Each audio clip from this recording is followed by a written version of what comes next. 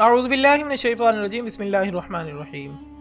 Knowledge factory के मुअज़्ज़ज़ दोस्तों, अस्सलामु अलैकुम। नाज़रीन इकराम, बिलाशुबा इस्लाम दीन फितरत है जो पूरी इंसानियत की हर शोबे में मुकम्मल रहनुमाई करता है।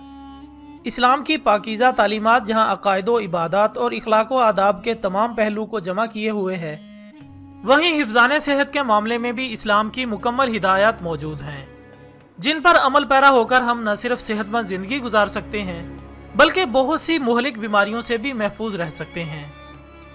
और अगर गौर करें तो सेहत अल्लाह ताला का बहुत बड़ा तोहफा है, बल्कि कुदरत ने जितनी वसी मनसूबाबंदी इंसान को सेहतमंद रखने के लिए की है, इतनी शायद पूरी कायनात बनाने के लिए भी नहीं की।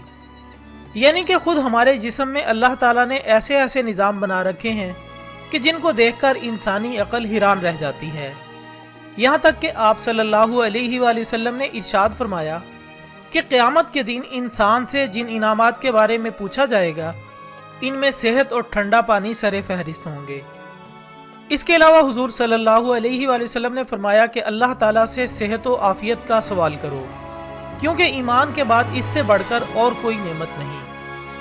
गरज सेहतमंद रहने के बेशुमार उसूल हैं जो आप सल्लल्लाहु अलैहि वसल्लम ने ताकीदन अपनाने पर जोर दिया है, जो 1400 साल पहले तो मुफीद थे ही, मगर आज जदीद साइंस ने भी ये साबित कर दिया है कि सेहतमंद रहने के जो उसूल और तरीके जनाब रसूलुल्लाह सल्लल्लाहु अलैहि वसल्लम ने बताए हैं, वो तरीके क़यामत तक आने वाले इंसानों के लिए मशअल राह हैं। जिसकी एक मिसाल रसूलुल्लाह सल्लल्लाहु अलैहि वसल्लम का बयान करदा वो फरमान है, जिसमें तर्जमान रसूल सैयदना अबू हुरैरा रज़ी अल्लाह तआला अन्हु फरमाते हैं कि नबी अकरम सल्लल्लाहु अलैहि वसल्लम ने फरमाया कि जब तुम में से किसी के पीने की चीज में मक्खी गिर जाए तो इसको डुबो दे, फिर निकाल डाले, इसलिए कि इसके एक पर में बीमारी और दूसरे पर में शिफा है।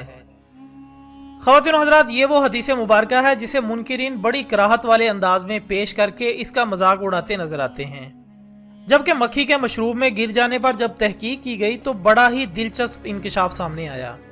एक ब्रिटिश रिसर्च जर्नल में मक्खी के मुतालिक नई तहकीक में साबित हुआ है कि मक्खी जब खेतों और सब्जियों पर बैठती है तो अपने साथ मुख्तलिफ बीमारियों के जरासीम भी उठा लेती है, लेकिन जब कुछ अरसा बाद ये जरासीम मर जाते हैं और इनकी जगह मक्खी के पर के नीचे पेट वाले हिस्से में बख्तर फालूज नामी एक मादा पैदा हो जाता है, जो जहरीले जरासीम को ख़त्म करने की खासियत रखता है।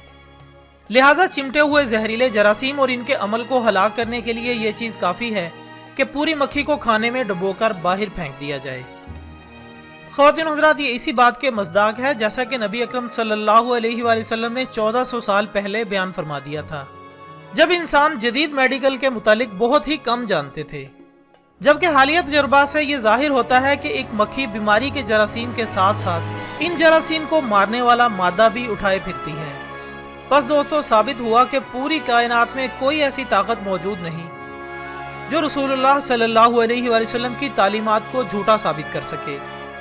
देर से ही सही, लेकिन अक्ल इस बात को ज़रूर तस्लीम कर लेती है कि इस्लामी तालीमात हरफ बहरफ दुरुस्त थी, जिसे आज भी अमल में लाया जा रहा है और जिसकी वाज़ेह मिसाल एक अदना सी मखलूक मक्खी से मुतल्लिक है, जबकि उस वक्त जदीद टेक्नोलॉजी का नामो निशान भी न था।